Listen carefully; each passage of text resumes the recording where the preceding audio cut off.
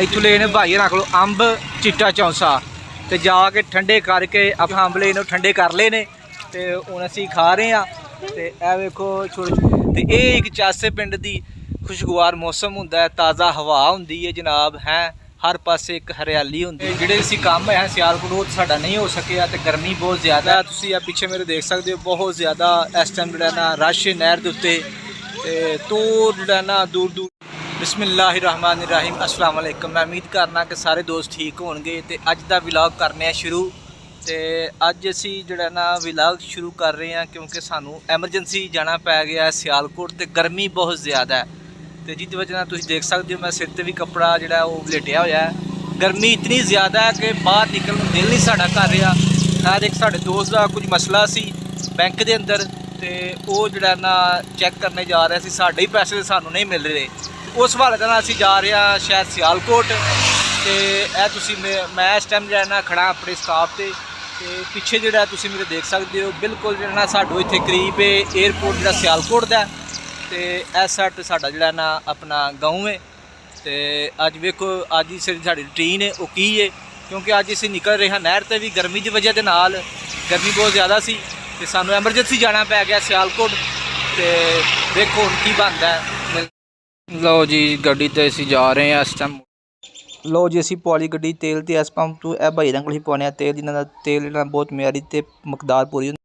ये जी साडा main road Kulwal Sialkot road. तो जो ये तो गुजरदे आया बंदा जाए सियालकोट तो अगे पता लगे जनाब जोड़े काम आया वो काम नहीं हो सके तो फिर कितना बंदे नूं अफसोस हुंदा है। लो जी मतलब कि जोड़े असीं काम आया सियालकोट वो साडा नहीं हो सकिया तो गर्मी बहुत ज़्यादा है तो उहदे करके असीं पी रहे हैं जूस फ्रैश तो गोदपुर चौंक के अंदर।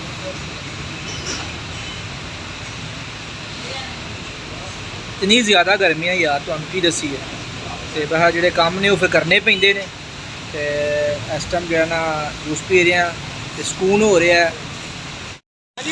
लो जी इस टाइम असीं रुके हैं रस्ते के अंदर जोड़ा ना क्योंकि असी राह च जाना है नहर ते इतों लेने भाई रख लो अंब चिट्टा चौंसा तो जाके ठंडे करके अपना खाने। गर्मी तुहानूं पता बड़ी हाँ इस टाइम बर्दाश्त की है तो फिर तुहानूं दसने आ।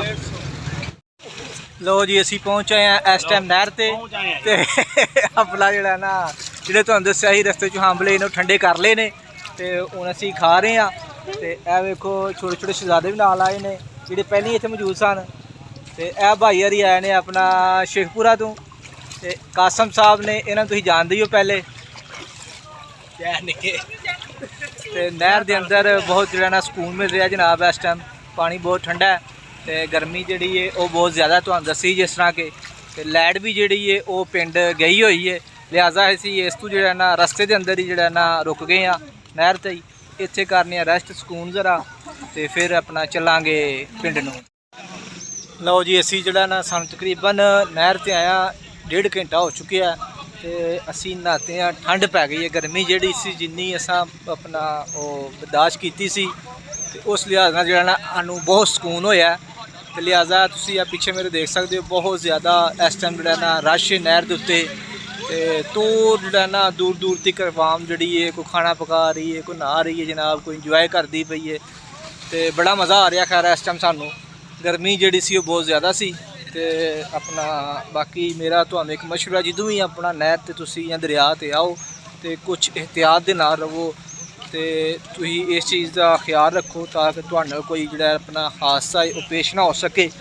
तो लिहाजा मिलने माशाअल्लाह जी जिस तरह के तुहानूं दस्सिया ही अज जिहड़ा वो गर्मी बहुत ज़्यादा है तो असी नहर ते भी तकरीबन 2 घंटे नहा के आए सां। तो हुण जिहड़ा इस टाइम हो रहा है 6 बज रहे हैं तो मौसम जिहड़ा वो बड़ा ही खूबसूरत हो गया। तुसीं देख रहे होने हो कि हवा चल रही है जनाब, बदल जिहड़ा ना हो गया तो मौसम जिहड़ा वो बड़ा ही ठंडा हो गया, एक खुशगवार मौसम हो गया। तो इस टाइम मैं जा रहा अपने डेरे वाल नूं तो उत्थे कोई साडे अपना घर भी ने तो साडा डेरा भी है। तो मैं क्यों ना मौसम बड़ा प्यारा है तो बाहर निकले असी तो गाँव का माहौल जोड़ा है कि तुहानूं पता है बड़ा ही खूबसूरत होंदा है। तो मैं चलने बाहर सैल करने तो मज़ा लेने मौसम का। लो जी असी पहुँच आए अपने डेरे ते ਤੇ ਲਿਹਾਜ਼ਾ ਅਸੀਂ ਇਸ ਟਾਈਮ ਇੱਥੇ ਆ ਜਿੱਥੇ ਸਾਡੇ ਚਾਚੂ ਹੋਰਾਂ ਨੇ ਕੁਝ ਸਬਜ਼ੀਆਂ ਵਗੈਰਾ ਉਗਾਈਆਂ ਨੇ ਤੇ ਕੁਝ ਜਿਹੜਾ ਨਾ ਫਰੂਟ ਦੇ ਬੂਟੇ ਲਗਾਏ ਨੇ।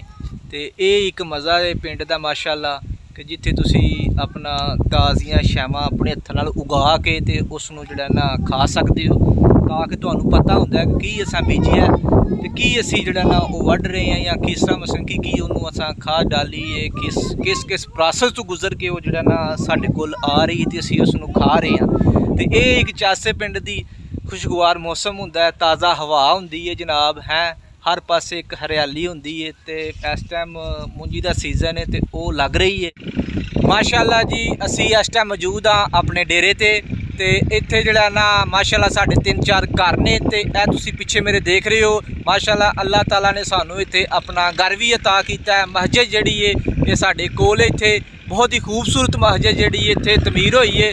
तो पिछे तुसी देख सकते हो ये साडा पीटर है तो वो दूर जिहड़ा ना तुसी देख सकते हो जनाब साडा गाँव नज़र आ रहा तुहानू ते इस साइड ते तुहानू जिहड़ा ना साडे गाँव दा जिहड़ा गौरमेंट स्कूल है वो नज़र आ रहा है। ते ओ पिछे जनाब जिहड़ा ना साडा मेन रोड ते ये सोहने जिहड़े ने माहौल साडे माशाअल्लाह गाँव दे ते ए तुसीं देख सकते हो बहुत ही खूबसूरत इस टाइम जिहड़ा ना नैचुरल मौसम जिहड़ा ना वो बनया होया जनाब। बादल जिहड़ा ना वो छाए हुए ने ते हवा जिहड़ी है वो ते लिहाजा जनाब अज दा व्लॉग दा करने आ एंड ते मिलने आ फिर एक नई व्लॉग दे नाल। ते मैं उम्मीद करना कि तुहानू अज दा जिहड़ा व्लॉग है वो अच्छा लग्या होना है। ते अच्छा लग्या ते अपनी जी राय वे वो जनाब कमेंट दे अंदर ज़रूर दवो। ते जिहड़े दोस्त चैनल ते नए ने चैनल नू सबसक्राइब करो ते इंशाअल्लाह मिलने आ नैक्सट वीडियो च।